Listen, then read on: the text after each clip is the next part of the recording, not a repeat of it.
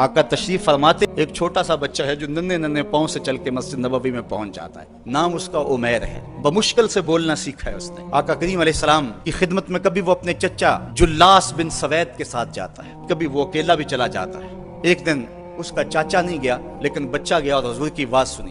آقا کریم نے قیامت کے بارے میں نقشہ بیان کیا. جب وہ بچہ واپس پلٹا نا تو اپنے چچا کو کہتا ہے, اے میرے چچا, آج میں نے حضور کو قیامت کا ذکر کرتے دیکھا ہے, اور حضور نے ایسا ذکر کیا ہے کہ قیامت کا نقشہ میری آنکھوں کے سامنے آ گیا تھا. لیکن اس کا چاچا جلاس بن سوید ازلی بدبخت تھا.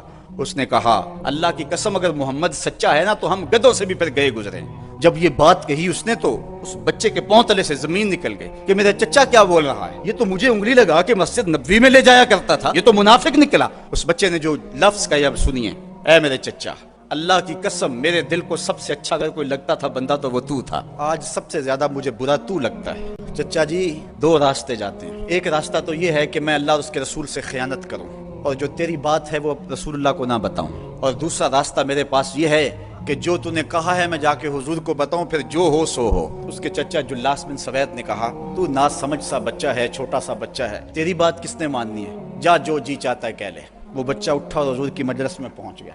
اور وہ بچہ کیا کہتا ہے, حضور جلاس بن سوید نے اللہ اور اس کے رسول سے خیانت کی ہے. حضور میرا اس سے کوئی تعلق نہیں ہے, میں اللہ سے بھی کہتا ہوں میرے مالک, میرا چچا سے کوئی تعلق نہیں ہے چونکہ وہ تیرے محمد کا دشمن ہے. حضور نے فرمایا, بچے اس نے کیا کہا ہے؟ بچے نے ساری کہانی سنا دی. حضور نے صحابہ کو بلایا, کہا کہ یہ واقعہ پیش آیا ہے, بتاؤ کیا کریں. صحابہ نے عرض کی, حضور یہ بچہ چھوٹا ہے, کم عقل ہے, کم سمجھ ہے, یہ تو اپنی بات بھی نہیں صحیح طرح سمجھ سکتا, اور جلاس بن سوید بڑی عمر کا آدمی ہے, ہمارے ساتھ نمازیں پڑھتا ہے, تو آپ اس بچے کی بات کی پرواہ نہ کیجیے. ادھر جلاس بن سوید کو جب پتہ چلا تو اس نے بھی قسمیں کھانی شروع کر دی کہ میں نے تو کوئی بات کہی نہیں ہے. تو حضور نے اس بچے کی بات کو نظر انداز کیا صحابہ کے کہنے پہ. اب اس بچے نے جب دیکھا کہ میری بات حضور نے قبول نہیں کی ہے تو اس نے جھولی پھیلا لی اور آسمان کی طرف دیکھ کر کے کہا, اے اللہ اگر میں جھوٹا ہوں تو مجھے جھوٹا کر دے, اور اگر میں سچا ہوں تو میری سچائی کا اعلان کر دے. یہ بچے نے جب بات کی تو ابھی اس نے منہ پہ دعا مانگ کے ہاتھ نہیں پھیرے تھے کہ جبریل آ گئے,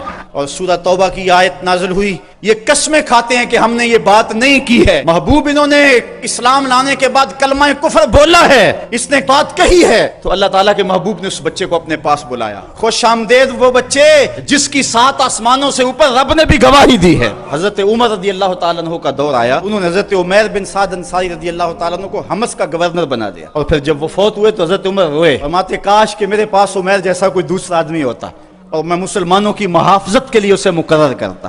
اللہ نے بھری بزم کے اندر اس بچے کو جھوٹا نہیں ہونے دیا.